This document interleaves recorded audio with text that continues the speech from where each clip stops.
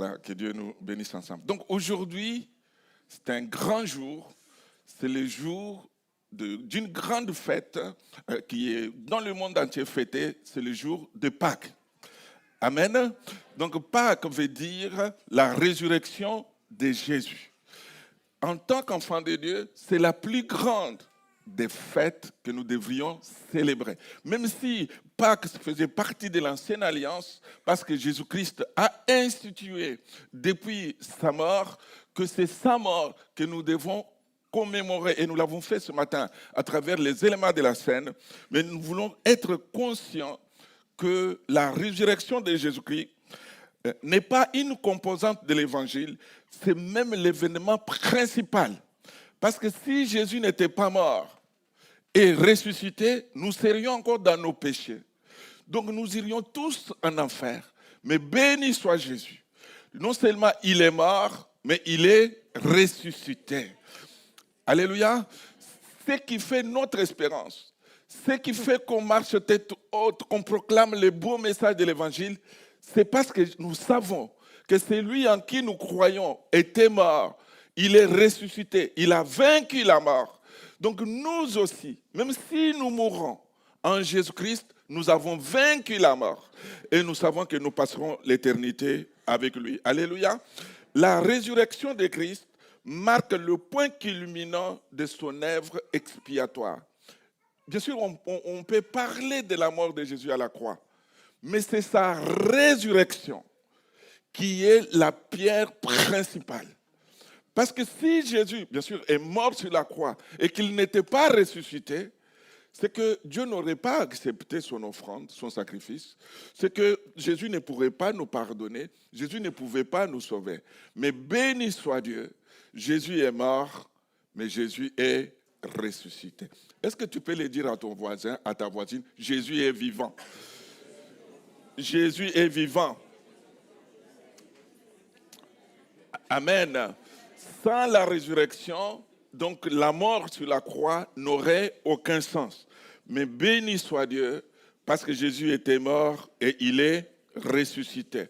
L'Église se réunit le dimanche de Pâques. L'Église célèbre la fête de Pâques. Vendredi, on a parlé de cette dernière parole de Jésus. Mais vendredi, c'était le jour de la crucifixion. Mais nous nous réjouissons le dimanche matin parce que nous savons que celui qui était crucifié vendredi, le dimanche, il est vivant. Amen. Il est vivant et il ne connaîtra plus la mort. Jésus-Christ a remporté la victoire. Que son nom soit béni. Donc nous voulons nous réjouir parce que celui en qui nous croyons est vivant. Nous voulons nous réjouir, mes amis. Celui en qui nous croyons est vivant. C'est ça qui fait notre espérance. C'est ça qui fait notre joie. Alléluia. J'ai pris un texte ce matin dans Marc chapitre 16. Marc chapitre 16, à partir du verset 1er, il est dit ceci: lorsque le sabbat fut passé, donc Jésus est crucifié le vendredi saint, et là on est au premier jour, lorsque le sabbat fut passé, Marie de Magdala, Marie mère de Jacques et Salomé achetèrent des aromates afin d'aller embaumer le corps de Jésus. Le premier jour de la semaine, donc c'est le dimanche, le premier jour de la semaine, elles se rendirent au sépulcre de grand matin, comme le soleil venait de s'élever. Elles disaient entre elles: qui nous roulera la pierre loin de l'entrée du sépulcre? Et levant les yeux, elles aperçurent que la pierre, qui était très grande, avait été roulée. Alléluia. Donc j'ai pris juste là, mais vous pouvez continuer la lecture à la maison. Au verset 5, il est dit: elles entrèrent dans le sépulcre, virent un jeune homme assis à droite, vêtu d'une robe blanche, et elles furent épouvantées. Il leur dit: ne vous épouvantez pas, vous cherchez Jésus de Nazareth qui a été crucifié, il est ressuscité, il n'est point ici, voici les lieux où on l'avait mis. Mais allez dire à ses disciples et à Pierre qu'il vous précède en Galilée, c'est là que vous le verrez, comme il l'a dit. Amen. Donc vous pouvez continuer la lecture, ça nous parle bien sûr de la résurrection du Seigneur Jésus-Christ. Mais ce matin, c'est le jour de Pâques, mais je voudrais surtout m'arrêter au verset 3 et le verset 4 de notre texte. C'est ces femmes qui sont parties au sépulcre pour embaumer le corps de Jésus, qui se disaient entre elles, qui nous roulera la pierre? Qui nous roulera la pierre? C'était une question capitale pour elles. Et ils ont été là vendredi. Ils ont vu Jésus crucifié. Ils ont vu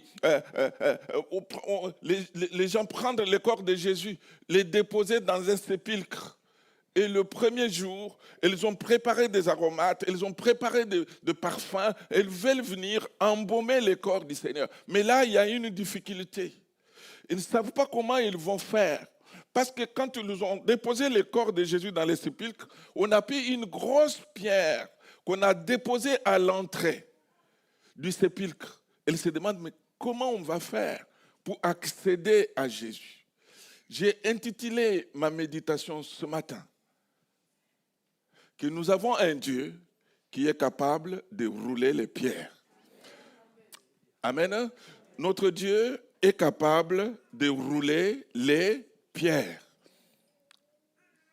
Amen. Dieu est capable de rouler les pierres. Le mot pierre, j'ai regardé dans la Bible, dans le dictionnaire biblique, revient à peu près 350 fois dans la Bible. Et comme ça revient à plusieurs fois, j'ai regardé, je me suis dit, mais quels sont les enseignements que les pierres peuvent nous donner? Il y a beaucoup, comme je l'ai dit, il y a plus de 350 fois, donc on peut tirer beaucoup d'enseignements. Mais ce matin, j'ai choisi seulement 4 pierres. Je disais 4, mais j'ai montré 3. J'ai choisi 4 pierres sur lesquelles je voudrais qu'on s'arrête et tirer des enseignements à partir de ces 4 pierres pour nos vies, ce jour de Pâques, que Dieu puisse nous bénir ensemble. Donc la première pierre, bien sûr, on va prendre cette pierre du tombeau de Jésus. Donc la pierre du tombeau de Jésus. Comment est-ce que la pierre est arrivée là? Si vous lisez dans notre texte que nous venons de lire, mais un peu au-dessus, au verset 40, Marc chapitre 15, au verset 46, il nous est dit que lorsque Jésus a été crucifié, voilà, Joseph d'Arimathée, ayant acheté un linceul, descendit Jésus de la croix, l'enveloppa du linceul et le déposa dans un sépulcre taillé dans les rocs. Puis il roula une pierre à l'entrée du sépulcre. Cette manière de faire montre que on ne ferme pas un tombeau pour le rouvrir. Quand on ferme, c'est fini, c'est définitif. Dites-moi, quand vous allez au cimetière, vous déposez le corps dans une tombe, est-ce que vous avez l'intention de revenir plus tard pour venir rouvrir? Non. Donc pour dire que ceux qui étaient là croyaient que Jésus est mort, on met une grosse pierre, c'est fini, c'est terminé. C'est terminé. Donc il n'y aura plus d'avenir. C'est fini pour Jésus. Cette action veut dire que la situation est définitivement perdue et qu'elle est scellée. Jésus est mort et enseveli, comme on dira parfois d'un espoir qu'il est mort et enterré, d'autres disant que quand on est mort, tout est mort. Donc pour eux, Jésus est mort, c'est fini, c'est terminé, on n'en parle plus, c'est fini. Et au verset 1er de notre chapitre 16, que nous venons de lire, la diapo suivante, il nous est dit que lorsque le sabbat fut passé, le sabbat est passé. Pour les Juifs, le sabbat, c'est quelque chose de très important. Pour ceux qui ont voyagé en Israël, dans le quartier juif, vous savez que le jour du sabbat, même appuyé sur un bouton de l'ascenseur, vous n'avez pas droit. Nous, on a visité le mur de lamentation, mais parce que c'était le jour du sabbat, on n'avait même pas droit de prendre notre stylo pour écrire quelque chose. C'est considéré comme si on travaillait. Mais ici, il nous est dit que lorsque le sabbat fut passé, je crois que Marc n'utilise pas ces mots tout simplement pour nous montrer la succession des choses. Mais il veut nous montrer que lorsque le sabbat fut passé, veut dire que Avant, chez les Juifs, ils fêtaient le sabbat. Mais maintenant, le sabbat était derrière eux. Pourquoi? Parce que Jésus-Christ était venu instituer une nouvelle fête. Il était, lui, le maître du sabbat. Je sais pas, je pense que vous ne m'avez pas compris. Je voudrais redire. Pour les Juifs, le sabbat était très important. Vous êtes avec moi? Mais quand Marc dit que le sabbat fit passer, c'est qu'à partir de la mort de Jésus, à partir de sa résurrection, le sabbat n'a plus d'importance. Mais ce qui est important maintenant, c'est ce que Jésus-Christ va instituer. Alléluia. Donc nous ne voulons pas rester avec une religion où on célèbre un jour, où on adore juste un seul jour. Mais pour nous, aujourd'hui, notre sabbat est en Christ. Et c'est chaque jour que nous pouvons fêter la résurrection de Jésus-Christ. Amen. Donc lorsque le sabbat fit passer, Marie de Magdala, Marie mère de Jacques et Salomé et d'autres évangélistes d'ailleurs ajoutent d'autres personnes encore. Voilà, Marie de Magdala, Marie mère de Jacques, Salomé, et puis on ajoute Jeanne et d'autres femmes qui étaient aussi présentes. Donc elles ont préparé des aromates afin d'aller embaumer Jésus. Pour elles, pour ces femmes, comme pour Joseph d'Arimathée qui a mis la pierre, pour ces femmes, voyez-vous, elles ont préparé des aromates. Dites-moi, est-ce qu'elles croyaient réellement que Jésus sera ressuscité? Je ne pense pas.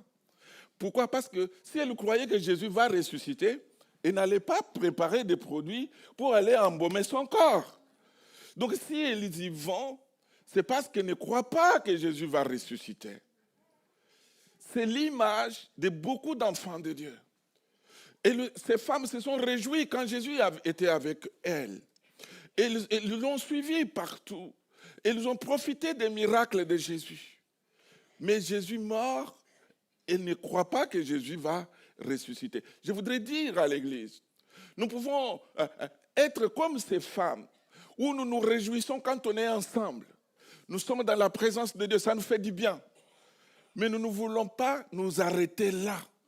Ces femmes se sont arrêtées juste à la vie de Jésus avant sa mort. Nous voulons aller plus loin dans notre relation avec le Seigneur. Nous ne voulons pas nous contenter de venir tout simplement un dimanche matin adorer. C'est déjà bien de venir célébrer, louer Dieu. Mais nous voulons aller plus loin. Nous voulons avoir l'intimité, la communion. Nous voulons rencontrer le ressuscité. Nous ne voulons pas seulement avoir Jésus avant sa mort, mais nous voulons vivre avec Jésus après sa mort. Amen. Nous voulons croire que Jésus n'est pas seulement celui qui nous fait du bien dans notre vie terrestre, mais nous voulons croire que Jésus veut nous amener plus loin. Il veut vivre avec nous pour passer l'éternité ensemble. Donc ces femmes, c'est l'image de beaucoup d'enfants de Dieu qui viennent dans la maison de Dieu, qui se réjouissent. Mais ça s'arrête là. Nous ne voulons pas que ça s'arrête là. Je ne veux pas que ta vie s'arrête là. Je veux que ta vie soit avec Jésus pour l'éternité. Que ta vie ressuscite avec le Seigneur. Amen.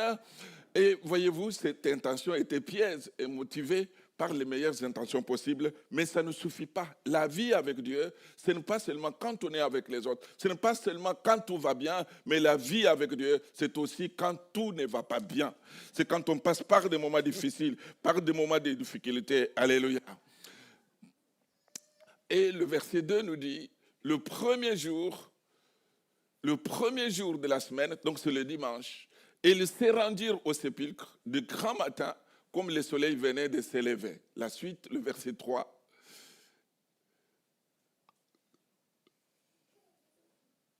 Le verset 3, elle disait entre elles, qui nous roulera la pierre? Qui roulera la pierre? Donc cette question des femmes montre qu'elles croyaient contre toute espérance que peut-être elles vont rencontrer quelqu'un qui va les aider à rouler la pierre. Mais en même temps, cette question des femmes nous montre l'incapacité naturelle de l'homme à rouler certaines pierres. Cette question montre aussi que ces femmes avaient entrepris une chose sans savoir comment elles allaient pouvoir parvenir à la réaliser. Nous sommes des fois comme ces femmes où on commence des choses, mais on ne sait pas trop comment ils vont se terminer.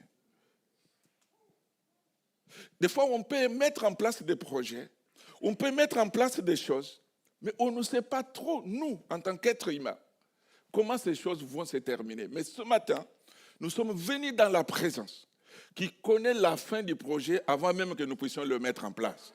Il est celui qui connaît le passé. Il est celui qui connaît le présent. Et lui connaît l'avenir. Que son nom soit béni. Ces femmes sont allées. C'est dit, mais qui roulera la pierre pour nous? Et pourtant, ce n'était pas une seule femme. Ce n'était pas deux femmes. Ce n'était même pas trois. Il y en avait beaucoup. Mais elles étaient incapables de rouler la pierre. Pour dire, mes amis, qu'il y a des choses humainement parlant qui nous dépassent. Il y a des choses que nous ne pouvons pas déplacer. Il y a des choses que nous ne pouvons pas changer. Mais heureusement, nous avons un Dieu qui est capable de rouler les pierres. Et ce matin, quelle que soit la circonstance, quel que soit ce que tu traverses, Jésus est capable de rouler ta pierre. Jésus est capable. La pierre faisait obstacle entre les femmes et Jésus, au point de les empêcher de parvenir jusqu'à lui. À ce titre, la pierre représente tout ce qui est lourd, tout ce qui empêche ceux qui voudraient parvenir au Seigneur d'y arriver. Cette pierre peut être l'image de la souffrance. Cette pierre peut être l'image de l'incompréhension. Cette pierre peut être l'image des situations de la vie qui posent bien des questions. Cette pierre peut être l'image des difficultés de croire dans un Dieu d'amour. Amen. Comment voulez-vous que les gens disent qu'il est le Dieu d'amour quand on a perdu des hommes, quand on a perdu des femmes, des personnes chères? Ces raisonnements peuvent être comme une pierre. Cette pierre peut être des raisonnements, peut-être bien d'autres choses qui sont autant d'obstacles pour parvenir à atteindre Jésus. Ces choses peuvent être des pierres qui obstruent le chemin de la foi, de la prière, de la compréhension de la Bible et du chemin qui mène vers Dieu. Tant qu'elles n'ont pas été roulées, la difficulté spirituelle demeure et les blocages subsistent. Alléluia. Mais ce matin, nous sommes venus dans la présence du Seigneur, qui, quelle que soit la pierre, quel que soit son poids, quel que soit l'obstacle, le Seigneur est capable de rouler ta pierre. Il est capable de rouler ta pierre. Alléluia. Aussi longtemps qu'elle n'a pas été roulée, peut-être que tu peines, peut-être que tu te débrouilles, peut-être même que tu forces, mais sache que Jésus est capable de rouler ta pierre afin que tu puisses accéder à ton Seigneur. Cette pierre peut être aussi l'image d'un cœur humain qui doit être changé, débarrassé de sa dureté. Le cœur humain est dur. Le cœur humain, des fois, est comme une pierre, tellement difficile à percer. Et ma prière ce matin, c'est lire avec vous ce verset de Ézéchiel 36, vers 6, où le Seigneur dit, « Je vous donnerai un cœur nouveau ». Ma prière, c'est que Dieu te donne un cœur nouveau ce matin. Il dit, « Je mettrai en vous un esprit nouveau, j'ôterai de votre corps le cœur de pierre et je vous donnerai un cœur de chair, que son nom soit béni. » Dieu est capable de changer même le cœur le plus incrédule. Moi, je me dis toujours, si Dieu a changé le cœur de Saul de Tarse, il est capable de changer n'importe quel cœur. Que ce soit le cœur de ton mari, le cœur de ta femme, le cœur de ton parent, de ta femme, le cœur de tes enfants, Dieu est capable de les changer. Que son nom soit béni. Il est capable de les transformer. Amen. Mais comment cette pierre du tombeau de Jésus a été roulée? Comment elle a été roulée? Matthieu 28, verset 2 nous dit, « Et voici, il y eut un grand tremblement de terre, car un ange du Seigneur descendit du ciel et vint rouler la pierre et s'assit dessus. » Il y a eu un tremblement de terre et un ange est descendu du ciel. Et l'ange a roulé la pierre. Alléluia. Ce matin, que non pas seulement qu'il y ait le tremblement de terre, mais nous voulons que la parole de Dieu fasse trembler ton cœur, afin que tous les raisonnements, afin que toute l'incrédulité, afin que tout ce qui obstrue, tout ce qui t'empêche d'entrer en présence du Seigneur soit roulé, afin que tu puisses vraiment contempler et communier dans la présence du Seigneur. Donc, le tremblement des terres dont il est question, je crois que c'est l'action du Saint-Esprit qui est capable de toucher n'importe quelle personne. C'est la présence du Saint-Esprit qui est capable de changer n'importe quel cœur. C'est la présence du Saint-Esprit qui a le pouvoir de rouler les pierres que n'importe quel être humain ne pourrait faire bouger d'un simple millimètre. Même si ta pierre était grosse, même si ta pierre, on ne peut pas la mesurer. Notre prière ensemble, c'est que le Saint-Esprit puisse rouler ta pierre afin que tu puisses accéder à Dieu. Amen. Et ça, c'est Matthieu 28, verset 2 qui dit ça. Mais dans le texte que nous avons lu, voyez-vous, c'est écrit, et levant les yeux, ils aperçurent que la pierre qui était très grande avait été roulée. Ah, j'aime bien. Levant les yeux. Ce matin, je vous invite. Parce que, vous savez, il y a des fois des pierres qui sont juste dans nos pensées, qui nous bloquent, qui nous freinent. Ce matin, je vous invite à lever les yeux. Amen. Aussi longtemps qu'ils avaient le regard comme ça, et ils pensaient à la pierre. Mais qui va nous rouler la pierre? C'était un obstacle. Peut-être qu'ils étaient même découragés. Je me demande s'il n'y en avait pas d'autres parmi elles qui disaient, rentrons, on n'y fera rien. Aussi longtemps qu'ils avaient le regard horizontal, en regardant comme ça, ils pensaient à la pierre. Mais levant les yeux. Donc, ils ont levé les yeux. Ils n'ont pas regardé à la pierre. Ils ont levé les yeux. Ce matin, si vous pouvez lever les yeux, les tourner vers le Seigneur, parce que lui seul est capable de rouler la pierre. Et voyez-vous, quand ils ont levé les yeux, et le regardent après, la pierre n'y était plus. Et ils ont levé les yeux. Nous voulons lever nos yeux. La Bible nous encourage, la Bible nous exhorte à lever nos yeux, à les fixer sur le Seigneur Jésus-Christ. Parce qu'il est le rémunérateur et le chef de notre foi. Amen. La pierre a été roulée. Et je voudrais te dire ce matin que ta pierre a été roulée. Ne l'entretiens plus dans tes pensées. Ne la garde plus dans tes pensées. Mais lève tes yeux maintenant. Fixe-les sur le Seigneur.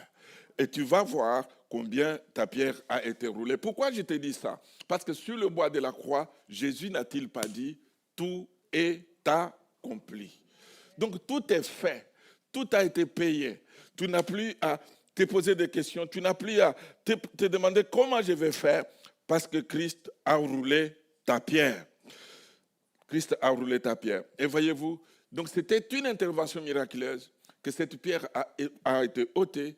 Et comme on l'a vu dans les suites de ce texte, les femmes sont entrées, mais elles n'ont pas trouvé Jésus. Parce que Jésus était ressuscité et il était sorti du tombeau. Alors ne cherchons pas le Christ parmi les morts. Jésus-Christ est ressuscité.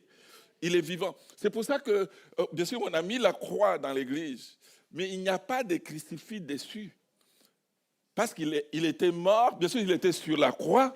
On a enlevé son corps de la croix, on l'a déposé dans le tombeau, et le troisième jour, il est ressuscité. Comment voulez-vous qu'on prenne celui qui est vivant, qu'on le remette encore sur la croix? Parce qu'il y en a qui nous demandent, mais pourquoi il n'y a pas de Christ sur la croix? Ben, Christ n'est plus sur la croix. Non? Il n'est plus sur la croix. Comment voulez-vous qu'on le remette sur la croix? Il est vivant. C'est pour ça que le tombeau est vide. Le tombeau est vide, que son nom soit béni. Amen.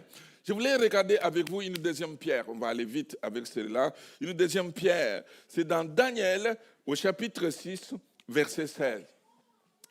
Le roi Darius avait institué 120 satrapes, donc 120 hommes, pour pouvoir bien diriger son royaume. Et il en a choisi 3 qu'il a nommés comme responsables des 120 satrapes ou serviteurs. Comme ça, il n'avait aucun dommage financier qu'il pouvait suivre. Ces 120 et les 3 au-dessus des 120 devaient lui faire de rapport. Alors, Daniel était avec ces gens il avait un esprit supérieur, une intelligence divine. Les autres satrapes et les autres serviteurs, les trois autres, ont été jaloux de Daniel. Alors, ils se sont dit, mais il faut qu'on fasse quelque chose pour pouvoir arrêter cet homme. Sinon, il va devenir notre chef, tellement il est intelligent. Alors, ils ont tout fait pour pouvoir trouver une faute dans la vie de Daniel. Ils ne l'ont pas trouvé. Ils se sont dit, mais pour qu'on trouve une faute, il faut qu'on aille chercher dans la loi de son Dieu. Alors, ils ont manipulé le roi Darius. Ils sont allés lui dire, ô roi, nous voulons que dans un espace de 30 jours, qu'on n'adresse pas une prière à un autre roi, à un autre Dieu, qu'à toi seul. Alors, il faut que tu signes un décret, que tu signes une loi, selon la loi des Mèdes et des Perses. C'est-à-dire qu'on ne peut pas changer. Le roi Darius a aimé la chose, il a signé un décret, il a signé une loi pour dire que dans son royaume, dans un espace de 30 jours, toutes les prières lui seront adressées. Mais ce que le roi ne savait pas, c'est que c'était un piège. Il voulait tout simplement avoir Daniel. Parce que Daniel priait tous les jours, le matin, le midi et le soir. Amen. Et quand le roi a signé la loi, ils sont allés, la Bible nous dit, en cachette, ils sont entrés dans l'appartement où se trouvait Daniel, et effectivement, ils ont trouvé que Daniel était en train de prier, comme il le faisait d'ailleurs d'ordinaire. Ce n'est pas parce que la loi a été votée, ce n'est pas parce que la loi a été signée que Daniel avait changé ses habitudes. Daniel a continué de servir son Dieu comme auparavant. Alléluia.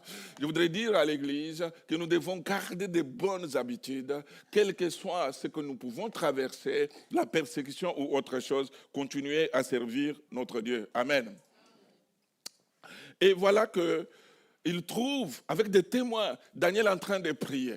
Ils arrêtent Daniel, ils l'amènent devant le roi. Ils disent, mais roi, n'est-ce pas tu as signé une loi pour dire que dans un espace de 30 jours, que personne adresse ses prières à un autre Dieu? Il dit, oui, voilà, on a trouvé Daniel. Ah, le roi regarde, c'est Daniel. Il aimait Daniel, parce que Daniel était intelligent, il avait l'intelligence divine, il faisait de belles choses, il n'y avait aucune chose mauvaise, aucun reproche à l'égard de la loi du royaume. Alors il était triste, il a tout fait pour pouvoir les sauver, mais comme il avait signé lui-même la loi, il ne pouvait pas changer. La loi des Mèdes et des Perses, on ne la changeait pas. Mais il a ordonné qu'on prenne Daniel. Voilà. Alors le roi donna l'ordre qu'on amène Daniel et qu'on les jette dans la fosse aux lions. Le roi prit la parole et dit à Daniel, puisse ton Dieu que tu sers avec persévérance te délivrer. On apporta une pierre. Vous voyez la pierre? Et on l'a mis sur l'ouverture de la fosse. Le roi la scella de son anneau et de l'anneau de ses grands, afin que rien ne soit changé à l'égard de Daniel. Ici, la pierre couvre Daniel. Il est dans la fosse aux lions. Daniel est avec les lions. Qu'est-ce que cela pourrait nous enseigner pour nous? La Bible nous dit que votre adversaire, le diable, rôde comme un lion. Donc les lions, c'est l'image du diable, c'est l'image de la tentation, c'est l'image de toutes les choses qui voudraient que nous puissions tomber dedans afin de nous empêcher de bien marcher avec Dieu.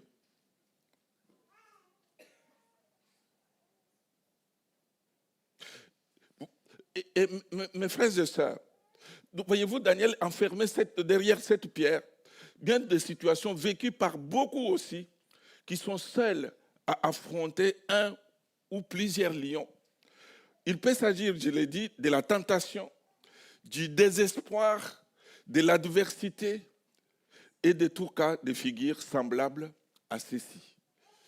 Je voudrais te dire que, comme pour Daniel, parce que vous avez vu, il était enfermé seul avec les lions.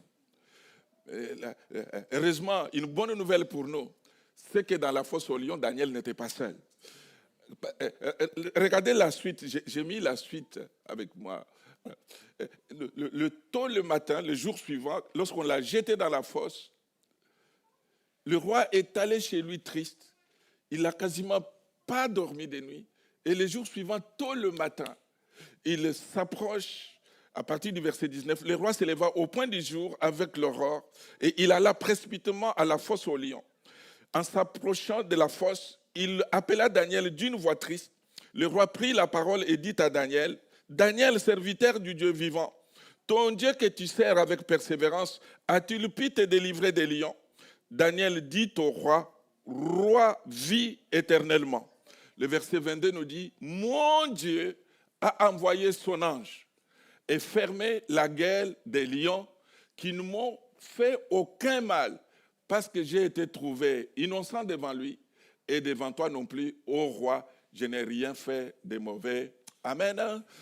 Donc Daniel était dans la fosse aux lions, mais Daniel n'était pas seul. Daniel était avec un ange. La Bible me dit que l'ange de l'Éternel campe autour de ceux qui craignent Dieu. Donc je voudrais te dire ce matin que quel que soit ce que tu traverses, ne pense pas que tu es seul, parce que le Seigneur est avec toi. Si c'est une tentation, c'est le Seigneur qui peut te rendre plus que vainqueur. Si c'est le très enflammé de l'adversaire, sachez que le Seigneur peut les rendre nuls. Si c'est les attaques de l'adversaire qui peuvent venir dans n'importe quel sens, sache que tu n'es pas seul. Sache que tu n'es pas seul, que Dieu est avec toi. Ici, la pierre n'a pas été roulée, comme la pierre a été roulée pour la pierre du tombeau de Jésus. Mais la pierre a été contournée. Dieu a mis un ange à côté de Daniel pour que les lions ne puissent pas les toucher, pour que les lions ne puissent pas le manger.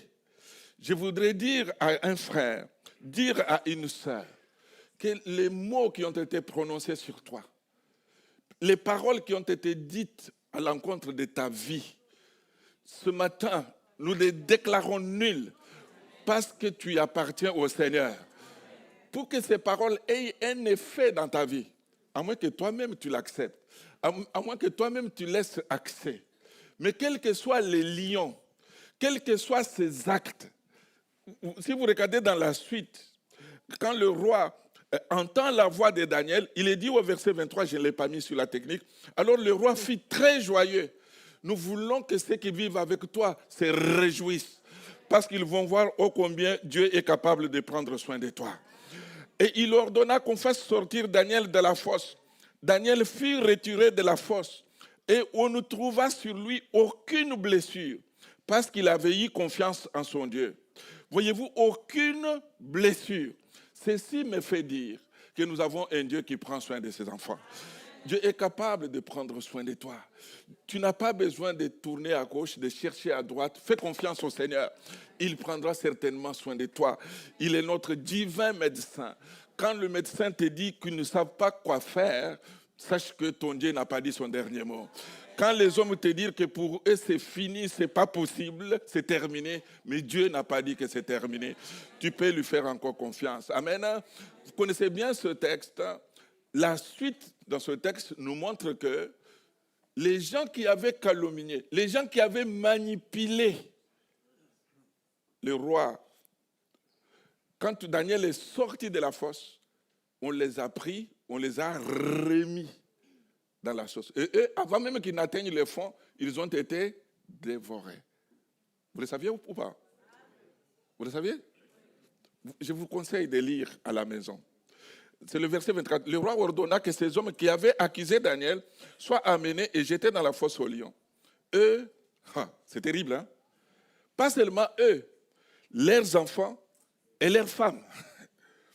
Et avant qu'ils soient parvenus au fond de la fosse, les lions les saisirent et brisèrent tous leurs os.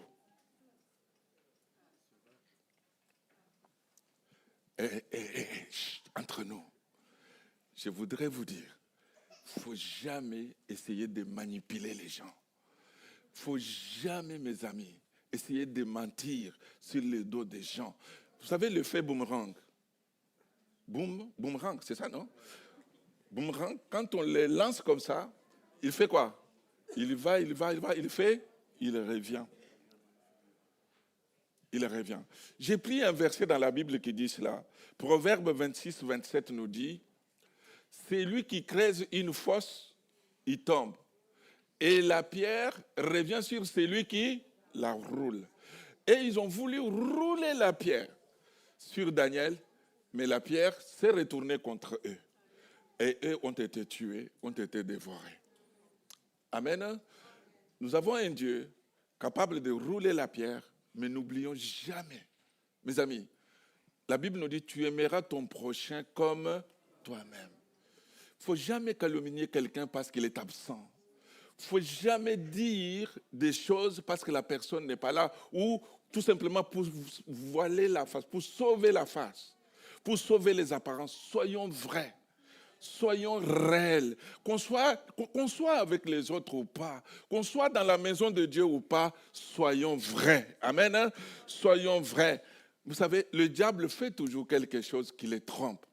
Non seulement ces gens ont été tués, si vous lisez au verset 25, il est dit, après cela, le roi Darius écrivit à tous les peuples, à toutes les nations, aux hommes de toutes langues qui habitaient sur toute la terre, que la paix soit donnée avec abondance. J'ordonne que dans toute l'étendue de mon royaume, on ait de la crainte et de la frayeur pour le Dieu de Daniel, car il est le Dieu vivant. Il subsiste éternellement. Son royaume sera jamais détruit et sa domination durera jusqu'à la fin. C'est lui qui délivre et c'est lui qui sauve, qui opère des signes et des prodiges dans les lieux et sur la terre. C'est lui qui a délivré Daniel de la puissance des lions. Amen. Donc ces gens pensaient mettre fin à la vie de Daniel, mais ce qu'ils ne savaient pas, c'est qu'ils ont propulsé, c'est qu'ils ont fait connaître son Dieu. Voyez-vous, avant c'était tout simplement à l'échelle de Daniel. Mais maintenant, c'est même un décret signé pour tous les royaumes. Amen. À travers ta difficulté, à travers peut-être la calomnie que tu subis, que ton Dieu soit proclamé, que ton Dieu soit connu à travers ce que tu traverses. Amen. Que ton Dieu soit professé, que ton Dieu soit annoncé, que ta vie ne dit pas avec ce que j'ai vu, mais ce que son gars, comment veux-tu que je parle de Dieu? Si, Dieu veut que dans ta circonstance, Dieu veut que dans ta difficulté, tu puisses parler de lui. Que ce que tu vis ne soit pas un obstacle, mais que ce soit un tremplin pour que tu puisses annoncer l'évangile. Troisième pierre, je vais aller vite. La troisième pierre, c'est dans Genèse chapitre 29, verset 1. Genèse 29, verset 1, il nous est dit, Jacob s'est mis en marche et s'en alla au pays des fils de l'Orient. Il regarda et voici, il y avait un puits dans le champ. Et voici, il y avait à côté 3 troupeaux de brebis qui se reposaient, car c'était à ces puits qu'on abreuvait les troupeaux. Et la pierre sur l'ouverture du puits était grande. Il y avait cette pierre sur le puits, et cette pierre était grande. Le puits, dans le puits, il y avait de l'eau, la bonne eau avec laquelle on abreuvait. On pouvait faire boire les troupeaux. L'eau, c'est quelque chose de vital, c'est quelque chose de bon. Les troupeaux pouvaient s'approcher du puits et se reposer en attendant que les bergers puisent l'eau. Et après avoir roulé la pierre qui couvre les puits, les bergers pouvaient faire boire leurs troupeaux. Et voyez-vous, cette pierre, je l'ai appelée pierre du puits, sur les puits. Cette pierre, c'était quelque chose de bon au départ. Pourquoi? Parce que c'était une pierre qui empêchait des chutes accidentelles. Quand tu as un puits, les enfants qui jouent, un enfant peut tomber dans les puits.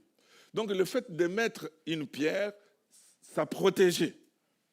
Vous êtes d'accord? Ah, vous êtes fatigué. Donc c'était une pierre protectrice. Et vous et moi, mes frères et sœurs, nous sommes des pierres vivantes. Vous êtes d'accord? Nous devons jouer le rôle de nous protéger les uns les autres.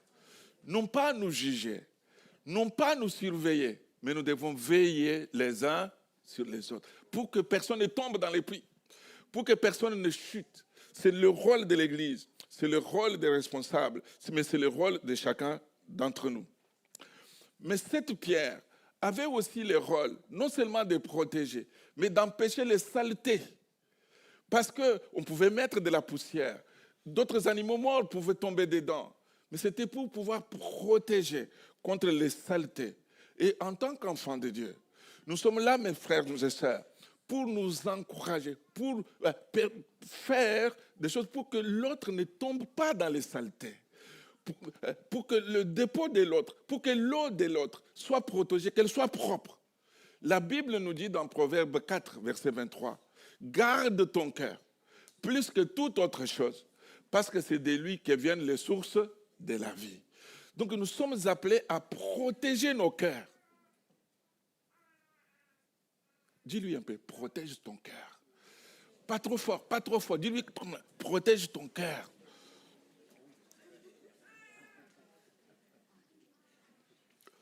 Protège ton cœur, protège ton cœur. Mais voyez-vous, ce qui m'a beaucoup interpellé, c'est la fin de ce texte. Il est dit, et la pierre sur l'ouverture du puits était grande. Si nous sommes des pierres vivantes, appelées à protéger nos frères et sœurs, appelées à protéger notre cœur, nous ne voulons pas non plus être un obstacle, être un poids, être lourd pour les autres. Nous voulons les aider, non pas peser sur eux. Amen. Je me rappelle, dans une église où on a servi le Seigneur, nous avions une sœur, allez, je ne cite pas le nom, nous avions une sœur qui béni soit Dieu, elle avait ce talent d'inviter des personnes, elle en avait gagné pas mal. Mais quand elle venait à l'église, vous voyez que toutes les personnes qui étaient venues à l'évangile par elle étaient toujours autour d'elle. On dirait que c'était une mère poule. Donc c'était ces gens en fait. Donc à tel point que même nous-mêmes les pasteurs, pour y accéder, il fallait qu'on passe par elle en fait. Des fois, elle était capable de contredire le pasteur pour dire ce qu'elle pensait à ses ouailles, à ces chrétiens qui étaient devenus comme une petite église dans l'église. Donc c'était lourd, c'était fort pour ces bien-aimés. Alors, nous ne voulons pas être une pierre d'achoppement. Nous ne voulons pas être un obstacle pour nos frères, pour nos sœurs. Mais nous voulons, la Bible nous dit, considérer les autres comme étant supérieurs à vous-même. Nous voulons que Dieu nous donne de l'humilité. Nous voulons que Dieu nous donne d'être simple, d'être humble, au lieu d'être des pesanteurs, d'être lourds pour les frères et sœurs, mais que nous puissions les aider à prospérer et aller de l'avant. Amen. Chaque parent voudrait bien que ses enfants grandissent, aillent plus loin, connaissent plus de choses que lui. N'est-ce pas?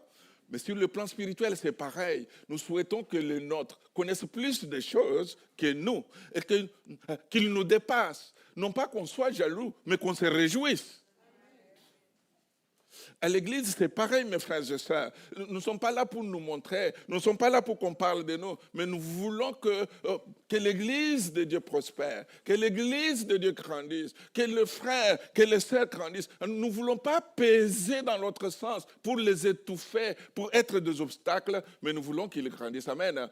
Que la pierre qui était peut-être sur toi, qui était peut-être sur un frère, sur une sœur, soit ôtée ce matin. Que la pierre soit roulée afin que tu puisses accéder à l'eau pure, sans obstacle et sans difficulté. Amen. Je vais tout simplement regarder la dernière pierre et puis je conclus. C'est dans Jean chapitre 11, voilà, verset 39, la pierre sur le tombeau de Lazare. Il est dit que Lazare est mort, il est enterré, il est resté dans le tombeau pendant 4 jours. Et Jésus arrive avec ses disciples et il va jusqu'au tombeau, je résume. Et là, il arrive, il dit, mais ôtez la pierre. Marthe, la sœur du mort, lui dit, Seigneur, il sent déjà, car il y a 4 jours qu'il est là. Alors cette pierre se dresse devant nous comme des obstacles, comme des barrières. Pour aller au-delà de ces obstacles, il faut qu'on puisse les ôter. Devant la grotte de Lazare, qui a été ensevelie, il y avait cette énorme pierre, comme nous venons de le voir. Jésus demande à ceux qui sont à ses côtés d'ôter la pierre qui ferme cette grotte. Il pourrait très bien se passer de la collaboration de ses disciples et rouler la pierre lui-même. Mais il ne le fait pas. il veut que ceux qui les suivent participent à ce qui va suivre, en ôtant eux-mêmes la pierre. Il se peut que des pierres se dressent entre nous et le Seigneur ce matin. Ces pierres peuvent être de l'amertume qu'on a entretenue. Ces pierres peuvent être des déceptions. Ces pierres peuvent être de la rancune qui se soit accumulée dans notre âme et qui nous fait du mal. Il se peut que derrière ces pierres, il y avait déjà des mouches mortes. Voyez-vous, derrière la pierre de Lazare, c'était déjà mort. Marthe dit qu'il sent déjà mauvais. Peut-être qu'à force d'entretenir des choses négatives, il y a comme de la pourriture, ça sent mauvais. Ce n'est plus bon. La Bible nous dit, dans le livre du prophète Ésaïe, chapitre 59, verset 2, la Bible nous dit, mais ce sont des crimes qui mettent une séparation entre vous et votre Dieu. Ce sont vos péchés qui vous cachent sa face et l'empêchent de vous écouter. Ce matin, Jésus veut, ce n'est pas à lui d'ôter la pierre, c'est là. C'est à toi d'ôter la pierre. C'est à toi d'ôter la pierre. Il veut que tu ôtes cette pierre pour que lui puisse ressusciter ce qui est mort dans ta vie. Lazare était mort. S'il n'avait pas ôté la pierre, il allait rester dans la tombe. C'est parce qu'ils ont accepté d'ôter la pierre. Et quand ils ont ôté la pierre, la Bible nous dit que Jésus a levé les yeux. Il a prié son Père et il a appelé Lazare qui était dans le tombeau de sortir. Et Lazare est sorti vivant. Amen. Quelle que soit la pierre qui t'empêche de voir ta vie renaître à nouveau, de voir ta vie grandir dans la foi, quelle que soit la pierre, est-ce que tu es prêt ce matin à lui dire, mais Seigneur, j'ai compris, je vais ôter la pierre pour te laisser agir, pour te laisser me travailler, pour te laisser me transformer. Je veux que l'amertume soit chassée. Je veux, Seigneur, mon Dieu, que tout ce qui avait de négatif, tout ce qui avait de mauvais dans ma vie soit enlevé, Seigneur. Amen. J'invite l'équipe de louanges à revenir. Et pendant qu'ils reviennent, je veux tout simplement que chacun réalise dans sa propre vie. Qu'est-ce qui fait l'obstacle à l'amour de Dieu dans ta vie? Qu'est-ce qui fait l'obstacle, mon frère? Qu'est-ce qui fait l'obstacle, ma soeur? Qu'est-ce qui fait que derrière ça sent mauvais, que tu n'es pas bien spirituellement? Qu'est-ce qui fait qui t'empêche d'être délié? Qu'est-ce qui t'empêche pour que les chaînes soient brisées? Qu'est-ce qui t'empêche pour qu'en Christ tu sois plus que vainqueur? Qu'est-ce qui t'empêche pour que tes péchés soient lavés, purifiés, que tu sois une nouvelle créature en Jésus-Christ? Quelle est la pierre? Quel est l'obstacle aujourd'hui qui est si lourd, qui t'empêche? Si vraiment c'était très lourd, Jésus est capable de t'aider à rouler la pierre afin que tu sois libre, afin que tu puisses aller vers lui, afin que tu puisses lui dire, Seigneur, regarde ce qui m'empêchait. Le roi David a caché ses péchés pendant plusieurs semaines, plusieurs mois même, pensant que ça va passer. Mais aussi longtemps qu'il n'avait pas confessé, aussi longtemps qu'il n'avait pas demandé pardon, la pierre était toujours devant lui. Il était malheureux, il était triste. Peut-être que ça fait, je ne sais pas combien d'années, ça fait combien de mois, de semaines, que tu vis dans la culpabilité. La volonté de Dieu, ce n'est pas que tu continues à vivre dans la culpabilité. La volonté de Dieu, c'est que tu confesses ton péché, c'est que tu sois libéré de tout ce qui te culpabilise, afin que tu sois heureux, afin que tu sois en paix. Amen. Ôter la pierre, c'est à toi d'ôter la pierre. S'il y a des pierres que Dieu roule, que Dieu enlève, mais il y a certaines pierres, c'est toi et toi seul qui peux ôter la pierre.